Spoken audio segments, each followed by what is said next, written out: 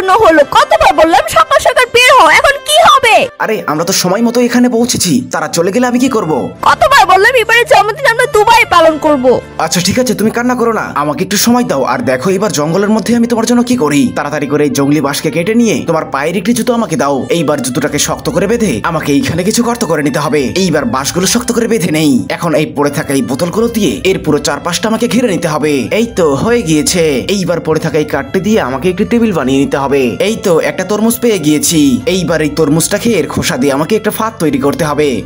এই তো নদী থেকে একটা লবস্টার ধরে ফেলেছি। এখন এইটার মাধ্যমে আমাকে একটা স্পেশাল রেসিপি তৈরি করতে হবে। বন্ধুরা এরপরে যা হয় সেটিকে দেখলে তুমিও অবাক হয়ে যাবে। তার আগে বন্ধুরা, তোমরাও যদি আমার মতো মন থেকে এই সুন্দর ছবিটিকে ভালোবাসো তাহলে ভিডিওতে একটি লাইক করে অবশ্যই সাবস্ক্রাইব করো। আর ক্লাস 3 তে কার রোল কত ছিল মনে থাকলে কমেন্টে লিখো।